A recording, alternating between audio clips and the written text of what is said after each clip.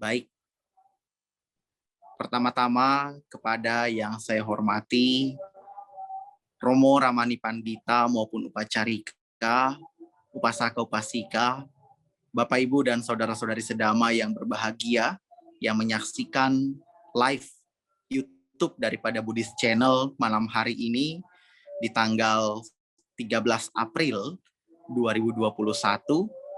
Pertama-tama saya ucapkan selamat malam, terpujilah para Buddha, Sukihotu, Namo Buddhaya.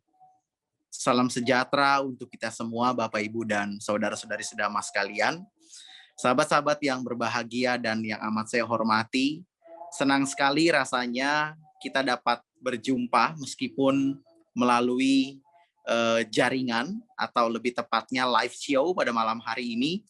Meskipun kita tidak bisa bertatap muka secara langsung, namun ini merupakan sebuah kesempatan yang membuat happy, yang membuat senang, dan sekaligus tentunya kebanggaan yang patut diapresiasi.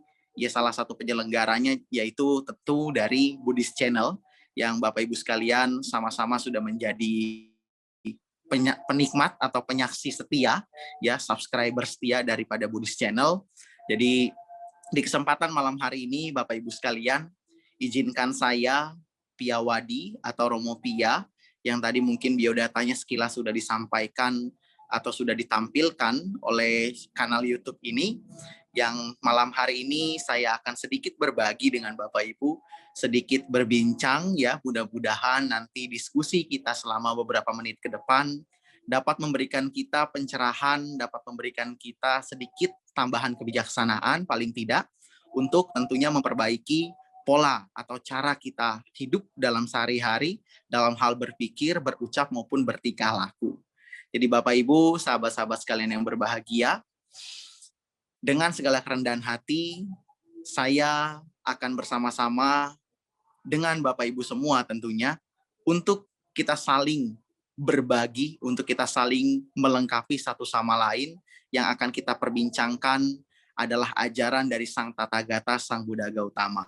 Untuk itu Bapak Ibu sekalian, sebelum kita mulai lebih lanjut, mohon kiranya dimanapun Anda berada hari ini, mari bersama-sama sejenak kita bersikap anjali, kita akan mengagungkan guru junjungan kita, yakni Sang Bhagawa, Sang Buddha Gautama dengan penuh kesungguhan. Namo tassa bhagavato arahato sama sambuddhassa. Namo tassa bhagavato arahato sama sambuddhassa. Namo tassa bhagavato arahato sama sambuddhassa. Sabba papasa akaranang kusalasa upasampada sacita pariyodapanang eta budanusasanang ti. Hindarilah segala bentuk-bentuk perbuatan jahat. Tambahkanlah benih-benih kebajikan. Sucikan hati dan pikiran. Inilah ajaran semua Buddha. Baik, terima kasih. Bapak Ibu, sahabat-sahabat sekalian, pada kesempatan malam hari ini topik diskusi yang sudah sama-sama mungkin kita pernah simak, ya, atau mungkin pernah kita dapat postingnya atau posternya yang sudah dipublish oleh tim daripada Buddhist Channel. Kita akan berdiskusi, kita akan berbincang mengenai sebuah judul, yaitu bijak memilih pergaulan, begitu ya, atau bagaimana kita memilih pergaulan dengan bijak kelak. Nah, Bapak Ibu sekalian, ketika kita bicara pergaulan di sini, Bapak Ibu, kenapa sih kita ini perlu mencermati ini dengan bijak? Kenapa sih ini menjadi satu hal yang cukup penting dalam kehidupan yang sesungguhnya perlu kita perhatikan? Jadi Bapak Ibu sekalian, sahabat-sahabat semua yang luar biasa, seluruh teman-teman dari Buddhist Channel, ketika kita bicara hukum sebab akibat, di sini kita bisa sama-sama sepakati bahwa tidak ada satu akibat apapun yang terjadi tanpa sebab. Segala sesuatu itu ada sebabnya dan bukan terjadi kebetulan. Bukan terjadi karena sudah disettingnya seperti itu dalam tanda kutip. Tetapi semua memang dikondisikan dan terkondisikan. Oleh siapa? Ya tentu oleh diri kita masing-masing. Jadi boleh dikatakan, apapun yang kita peroleh di hari ini adalah hasil dari kondisi di hari kemarin atau mungkin di masa-masa yang lampau. Dan apa yang besok kita terima, apa yang besok kita rasakan adalah bisa kita simpulkan sederhana hasil dari apa yang kita lakukan di hari ini. Nah, Bapak Ibu sekalian, sahabat-sahabat yang berbahagia, sama halnya ketika kita bicara sebuah tujuan kehidupan yang mungkin mayoritas dari kita mengatakan ketika dipertanyakan apa tujuan hidup kita dan apa goal hidup kita, tentu jawaban kita sederhana. Kita mau hidup bahagia, kita mau happy, kita mau masa depan kita cerah. Ada juga yang bilang kita mau jadi orang sukses dan lain-lain sebagainya. Semua sugesti positif. Semua adalah aspirasi yang baik. Namun, Bapak Ibu sekalian, kadang-kadang kita lupa. Ketika kita beraspirasi atau kita bermimpi, katakanlah, untuk hal yang baik di kemudian hari, kita itu lupa. Kita terlalu banyak bermimpi, namun kita lupa untuk mengondisikan agar mimpi itu menjadi sebuah kenyataan. Dreams comes true, begitu. Nah, di kesempatan kali ini, Bapak Ibu sekalian, sahabat-sahabat yang berbahagia dan saya hormati, satu komponen penting dalam kehidupan yang tidak lepas kaitannya dengan yang namanya masa depan, itu adalah pergaulan. Circle, Bapak Ibu. Pernah nggak sih kita dengar ada istilah the power of orang dalam, begitu loh. Ya, apa itu maksudnya? Ada sebuah lelucon, Bapak Ibu sekalian, yang pernah saya dengar, katanya seperti ini. Ibadahnya jarang, berdananya juga pelit, berucapnya juga tidak baik, bertindaknya lebih buruk lagi.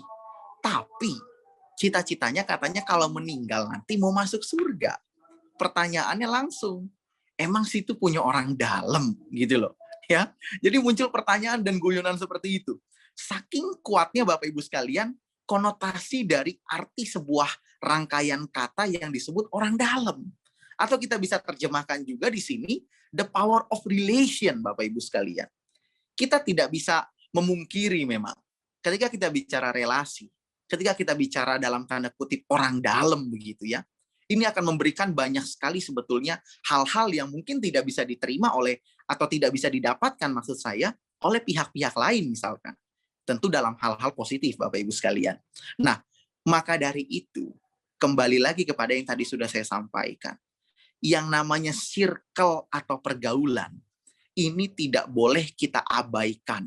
Apa korelasi tentang masa depan kita yang katakanlah ingin bahagia, ingin happy dan lain sebagainya dengan yang namanya pergaulan.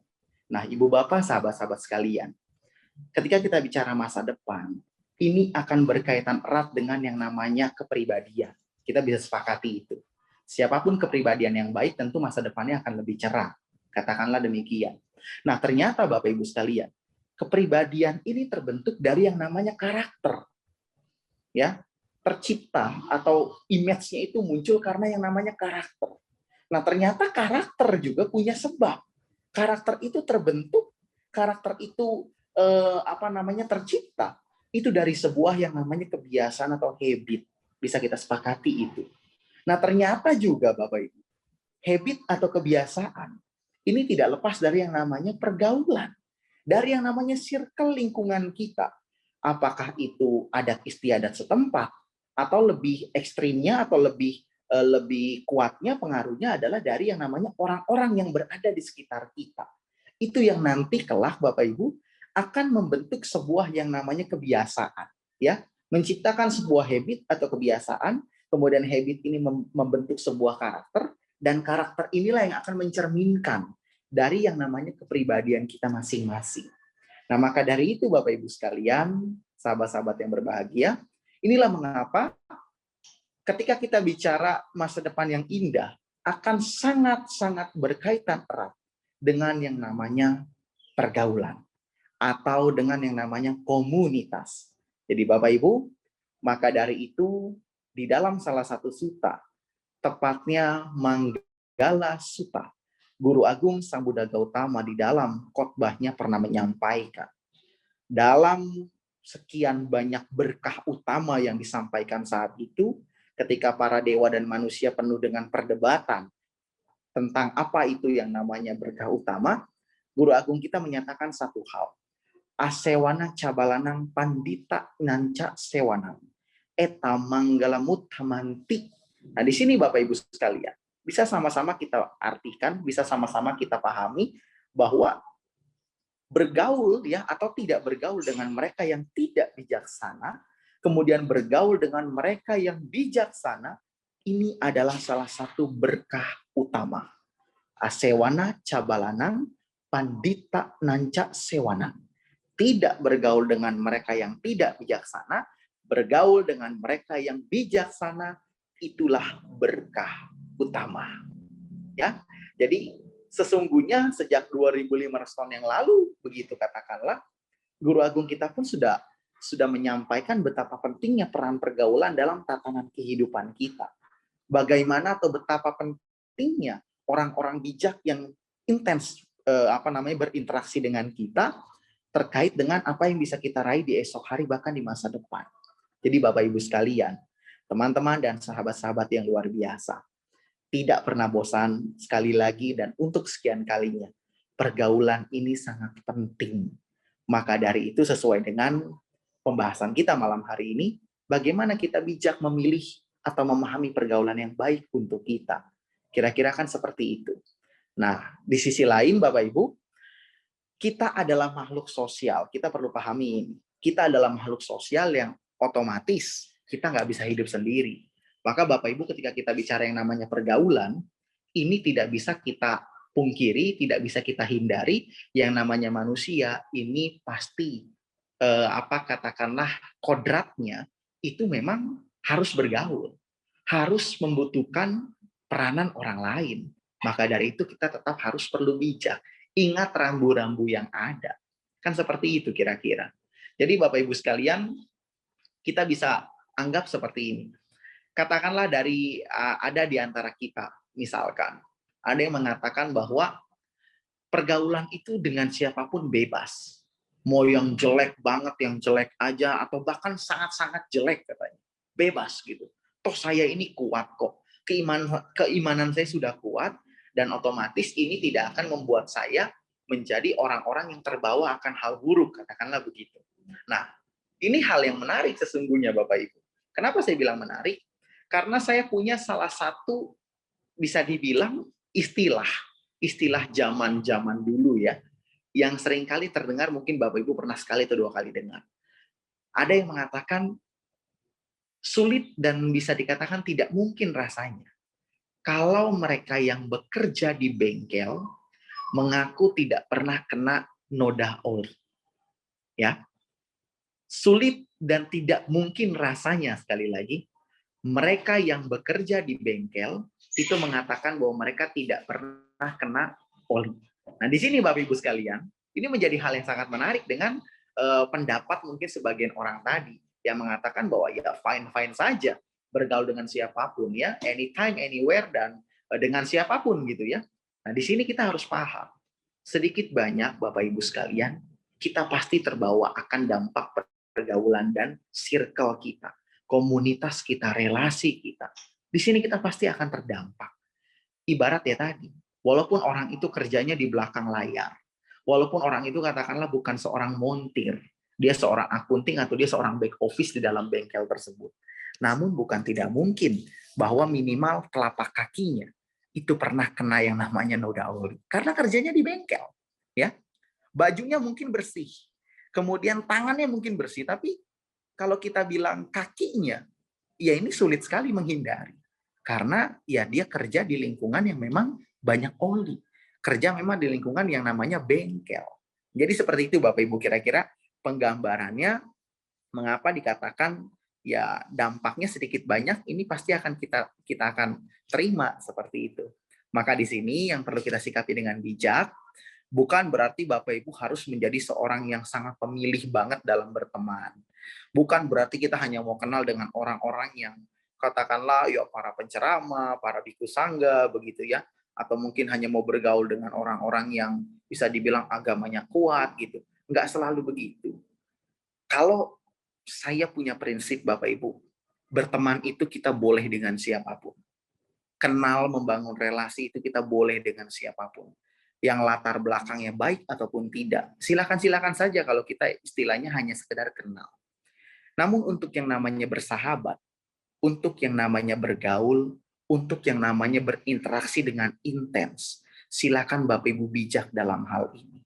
Tidak mudah masuk ke dalam circle yang katakanlah kita sudah paham padahal bahwa circle itu tidak baik.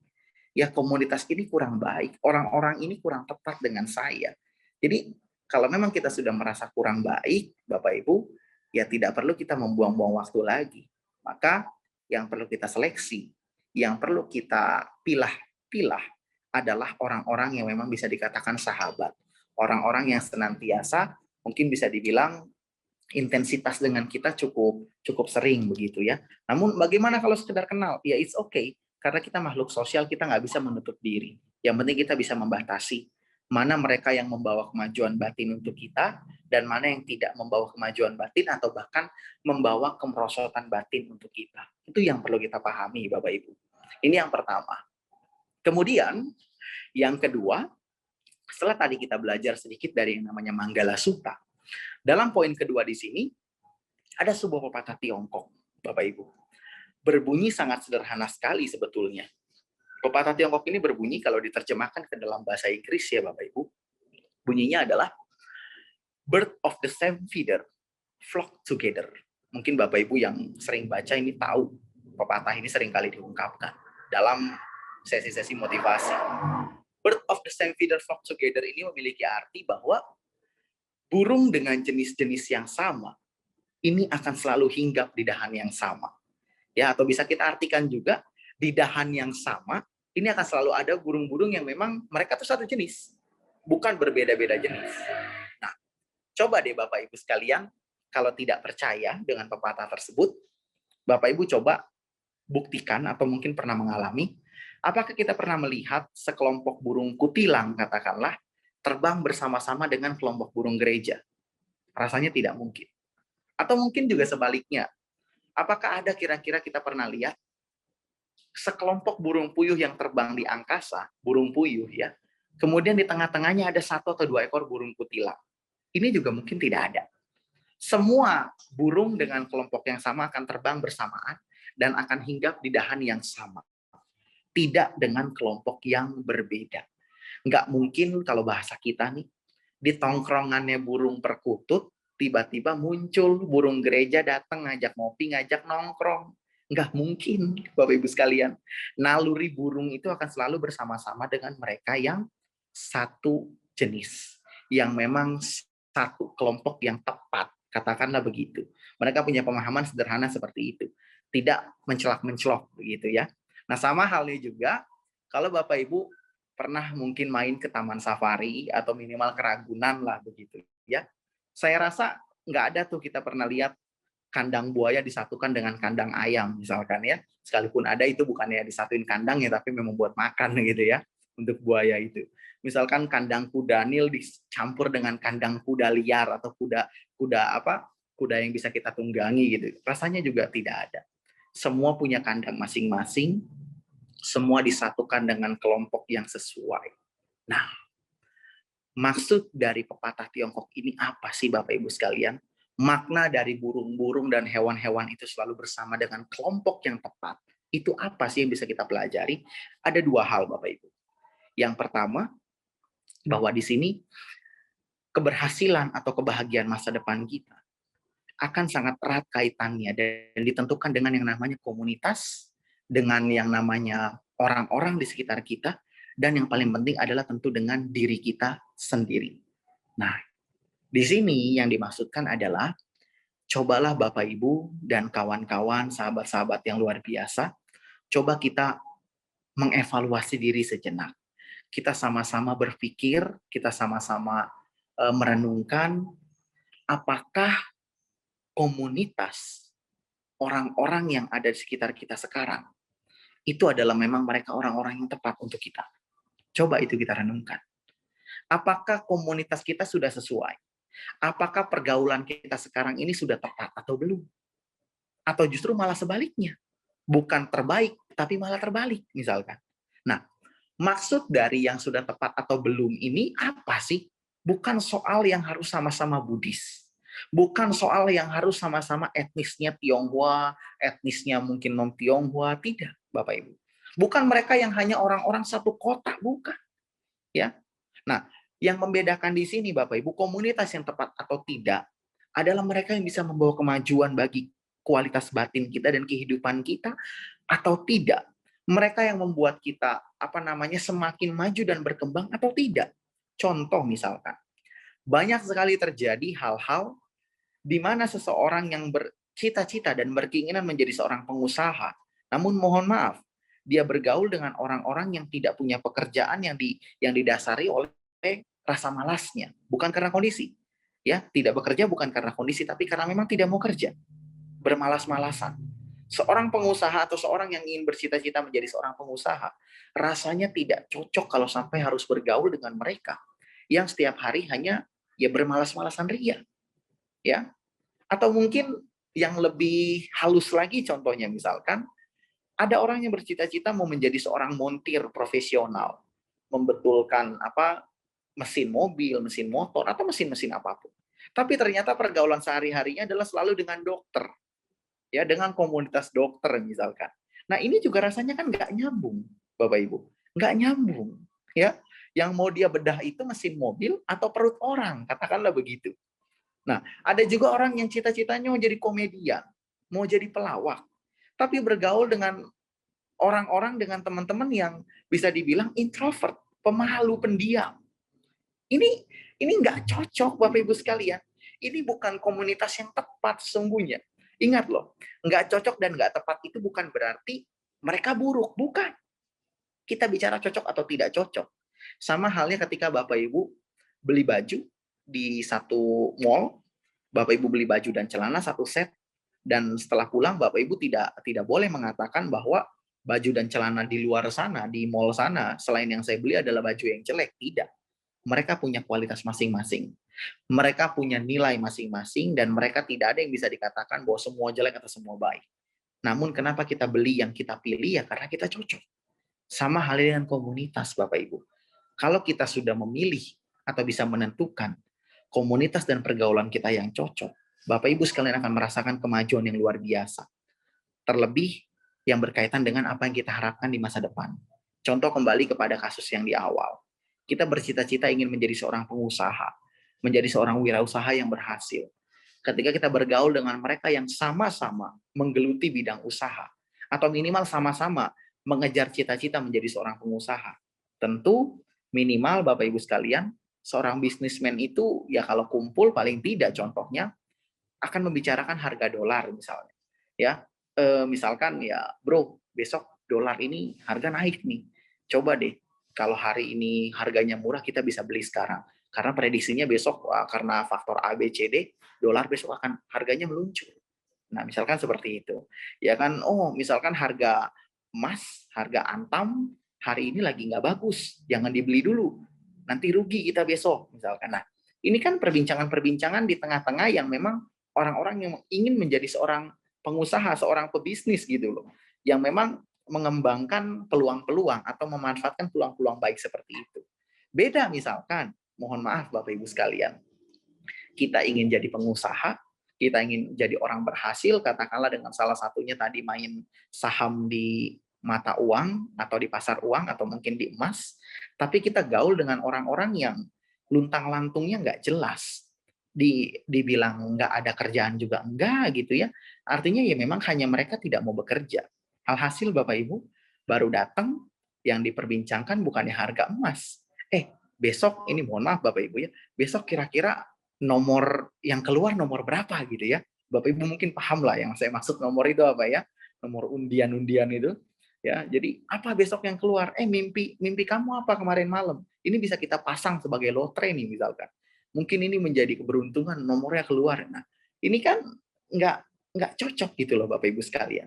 Jadi ya kalau kita ingin menjadi seorang komedian, bergaullah dengan mereka yang memang komedian. Kalau kita ingin menjadi seorang dokter, ya kita bergaul dengan komunitas dokter.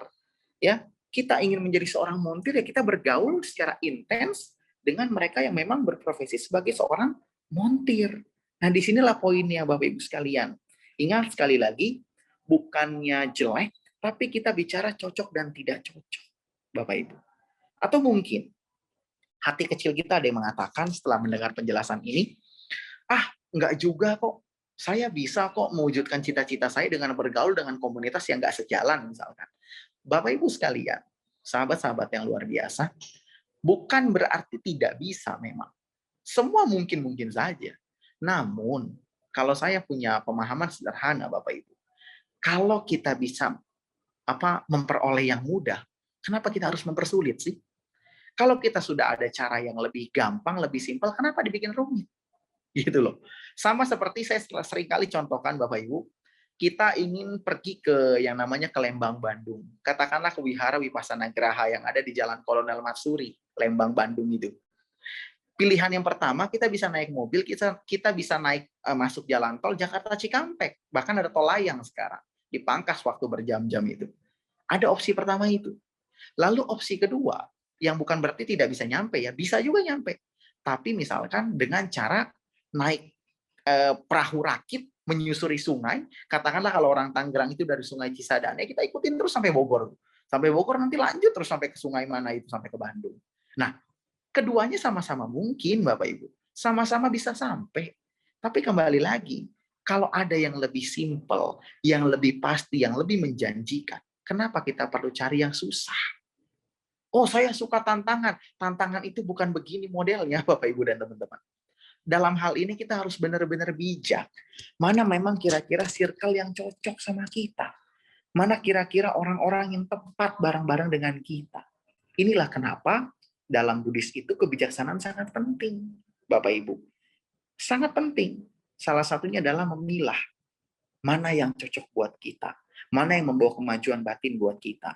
Nah, Bapak Ibu sekalian, kalau memang pergaulan kita justru membawa hal yang baik, katakanlah ya dengan kita bergaul saat itu, kita menjadi orang yang lebih bijak, yang lebih sabar, yang lebih bisa percaya diri, yang bisa terus berpikiran positif kepada pihak lain, maka itulah pergaulan yang cocok, yang memang membawa kemajuan batin buat kita masing-masing. Nah, jadi di sini kita bisa pahami, apakah jenis-jenis burung tadi itu udah cocok belum sama kita. Nah ya, ini hal yang pertama yang bisa kita belajar dari yang namanya pepatah Tiongkok tadi. Kemudian yang tidak kalah penting adalah hal yang kedua, kalau burung, Bapak Ibu sekalian, burung itu bisa dibilang mereka kalau sudah lahir jadi burung gereja, jadi burung kutilang, jadi burung kakatua atau apapun itu, mereka nggak bisa yang namanya berubah wujud kalau mereka nggak suka dengan komunitasnya. Tapi kalau kita sebagai manusia, tidak ada kata terlambat untuk kita memilih kembali, mencocokkan kembali mana komunitas, mana kira-kira pergaulan yang memang sejalan dengan apa yang kita harapkan. Jadi Bapak Ibu, itulah perbedaan kita dengan yang namanya burung. Kita bisa menentukan jalan kita kemana. Kita bisa memilih mana kira-kira circle yang baik dengan kita, atau bersama kita atau tidak. Seperti itu. Ya, jadi ini dalam poin kedua yang ingin saya sampaikan tentang pepatah Tiongkok, sekali lagi, bird of the same feather flock together. Kalau Bapak Ibu mau menjadi orang berhasil, bergabunglah dan berkomunitas dengan orang-orang yang berhasil. Kira-kira seperti itu. Ini yang kedua. Lalu terakhir Bapak Ibu, yang ketiga yang ingin saya sampaikan di sini, bagaimana kita bijak memilih pergaulan. Di dalam Digha Nikaya, Guru Agung kita pernah menjelaskan bahwa ada 4 kriteria dari seorang Kalyanamita yang mudah-mudahan ada di dalam sifat daripada sahabat-sahabat yang saat ini Bapak Ibu dan teman-teman sudah miliki. Jadi yang pertama adalah sahabat yang penolong. Penolong di sini artinya bukan mereka yang selalu seketika bim salabim menyelesaikan semua masalah kita. Itu tidak mungkin. Tapi mereka paling tidak yang tidak pernah menghilang ketika kita sedang merasa kesulitan. Mereka selalu ada, mereka mau membantu sesuai dengan kapasitas mereka masing-masing. Ya, ini adalah sahabat penolong. Lalu ciri atau karakteristik yang kedua itu apa? Adalah mereka yang selalu setia dalam keadaan senang dan keadaan susah. Contoh, jangan sampai mudah-mudahan Bapak Ibu ada teman yang selalu datang ke rumah itu kalau mampir di tanggal muda. Karena makanan kita masih banyak. Begitu di tanggal tua mereka hilang seketika. Karena mereka khawatir kita gantian minta makanan dan minuman ke mereka. Ya, jadi mereka yang selalu ada dalam kondisi kita senang maupun susah. Saat kita mungkin kaya raya, ya, atau mungkin kita sedang tidak beruntung dalam hal materi. Pertahankanlah kalau kita memang sudah memiliki sahabat-sahabat yang setia. Ini yang kedua. Lalu yang ketiga, Bapak Ibu, kita lanjutkan. Kalau tadi yang pertama adalah penolong, kemudian yang kedua adalah sahabat yang setia, dan yang terakhir, mohon maaf, yang ketiga maksud saya adalah mereka yang memang senantiasa memberikan nasihat baik. Nah, nasihat baik di sini yang saya maksud adalah bukan mereka yang selalu memberikan hal-hal yang enak didengar, Bapak Ibu sekalian. Namun lebih kepada bukan memberikan pembenaran, tapi memberikan kebenaran. Jadi kalau Bapak Ibu sekalian memang katakanlah posisinya tidak sesuai, posisinya bisa dibilang nggak tepat jalan yang ditempuh, mereka pasti akan mengatakan bahwa itu salah. Mereka akan mengatakan bahwa itu tidak tepat. Namun sebaliknya kalau Bapak Ibu sekalian selalu ingin mencari yang namanya pembenaran, ini akan sulit. Mereka akan senantiasa Bapak Ibu tidak akan mendapatkan sahabat yang memberikan nasihat baik, tapi malah penjilat. Jadi apapun yang kita lakukan, mereka akan katakan itu benar. Karena merasa mereka mendapat keuntungan dari kita. Kalau sampai mereka salahkan kita, mereka tidak akan lagi dapat keuntungan dari kita misalkan. Nah, disinilah mengapa kriteria yang ketiga adalah mereka yang senantiasa memberikan nasihat baik. Ya. Nah, kemudian Bapak Ibu sekalian, yang terakhir atau yang keempat. Yang keempat di sini adalah ciri yang disebut bersimpati. Mereka yang senantiasa bersimpati atau bermudita cita, Bapak Ibu, atas yang namanya kebahagiaan kita. Jadi seringkali kita jumpai di masyarakat, banyak sekali mereka yang tidak menghargai kebahagiaan orang lain. Orang baru bisa beli handphone harga 1 juta rupiah dibilang norak, dibilang baru segitu aja sudah lebay. Orang baru bisa beli motor second dibilang katanya nggak usah lebay bawa motor sana sini cuma second misalkan. Padahal kita semua harus sama-sama memahami bahwa kebahagiaan orang itu tidak bisa diukur dengan angka dan nggak bisa kita setarakan dengan kebahagiaan kita. Mungkin banyak orang yang bisa bahagia ketika sudah bisa beli mobil, tapi ada juga yang cukup bahagia ketika mereka mampu membeli motor. Namun juga banyak mereka yang bahagia ketika bisa beli sepeda misalkan, atau juga tidak sedikit juga mereka yang sekedar bisa berjalan kaki dengan sehat itu sudah happy-nya luar biasa. Jadi di sini bisa kita simpulkan kebahagiaan orang itu beda-beda. Maka mereka sahabat yang bersimpati senantiasa akan selalu menghargai kebahagiaan kita. Mereka akan turut berbahagia, bersuka cita atas keberhasilan kita sekecil apapun. Bukan sebaliknya, yang malah merasa iri hati, merasa dengki, bahkan menjelek-jelekan kebahagiaan kita. Nah, jadi itulah Bapak Ibu sekalian, 4 kriteria seorang sahabat sejati di dalam Diga Nikaya, dalam lebih tepatnya adalah Sigala Wadasuta, dan dalam poin Kalyanamita. Jadi Bapak Ibu sekalian, sekali lagi mudah-mudahan 4 kriteria ini senantiasa selalu berjodoh dengan kita. Namun yang tidak kalah penting, tidak perlu kita berlomba-lomba mencari sahabat-sahabat yang punya 4 kriteria ini. Namun yang perlu kita lakukan sekarang adalah bagaimana kita dapat menjadi seorang Kalyanamita buat orang banyak di luar sana. Karena Bapak Ibu sekalian, sekuat apapun kita melakukan pencarian, kalau kita memang tidak sesuai, kita tidak bisa menyeimbangkan, toh kita akan mental-mental juga kok. Seleksi alam, katakanlah begitu. Tapi kalau kita sudah bisa memantaskan diri, maka senantiasa Bapak Ibu, orang baik akan selalu dikondisikan dengan lingkungan yang baik, dengan orang-orang baik, dengan situasi yang baik. Jadi poinnya adalah bukan mencari Kalyanamita, namun menjadikan diri kita sebagai Kalyanamita. Istilahnya karma itu nggak ketukar, Bapak Ibu. Siapa yang menanam, dia yang akan menuai. Jadi kalau Bapak Ibu mengondisikan baik untuk orang lain, maka senantiasa Bapak Ibu pun akan menerima kondisi baik yang mungkin jauh berkali-kali lipat lebih besar dari apa yang sudah Bapak Ibu lakukan. Ya, jadi itulah 3 hal yang ingin saya sampaikan dalam kesempatan kali ini. Yang pertama tentang Manggala Sutta, ya, bergaul dengan mereka yang bijak. Yang kedua tentang pepatah Tiongkok, birds of the same feather flock together. Dan yang terakhir adalah tentang Diga Nikaya Kalyanamita, 4 kriteria sahabat sejati yang patut dimiliki dan akan membawa kemajuan batin untuk kita masing-masing. Jadi Bapak Ibu, mungkin pada pertemuan kali ini itulah yang dapat saya sampaikan. Mudah-mudahan Bapak Ibu, sahabat-sahabat sekalian dapat lebih cermat, lebih teliti, lebih bijak dalam menentukan siapa orang-orang dan lingkungan yang patut intens dengan kita untuk sehari-hari, agar tentu ini membawa kemajuan batin kita, mengangkat hidup kita menjadi jauh lebih baik dan jauh lebih bahagia. Apabila ada hal-hal yang kurang berkenan, saya dengan penuh kerendahan hati memohon maaf yang sebesar-besarnya Bapak Ibu sekalian, tidak bermaksud menyinggung, menyudutkan pihak manapun. Mudah-mudahan apa yang baik dapat Bapak Ibu terima dengan sebaik mungkin, dan apa kira-kira yang kurang baik dari yang saya ucapkan selama kurang lebih 45 menit kita berbincang, ini mohon untuk tidak dibawa pulang, untuk tidak dimasukkan ke dalam hati, dan cukup diabaikan seperti itu saja. Jadi Bapak Ibu, itu saja sekali lagi yang bisa saya sampaikan. Terima kasih atas kesediaan Bapak Ibu ya, kebersamaan kita sampai di waktu saat ini. Dan jangan lupa Bapak Ibu untuk selalu nyalakan notifikasi dari Buddhist Channel, dan yang belum subscribe silakan, karena mudah-mudahan kita akan selalu mendapatkan update konten-konten terbaik yang bisa disajikan oleh Buddhist Channel, salah satu channel YouTube yang bercirikan Buddhis yang cukup baik di kalangan masyarakat, khususnya di Indonesia. Baik, itu saja Bapak Ibu. Sampai jumpa di lain kesempatan.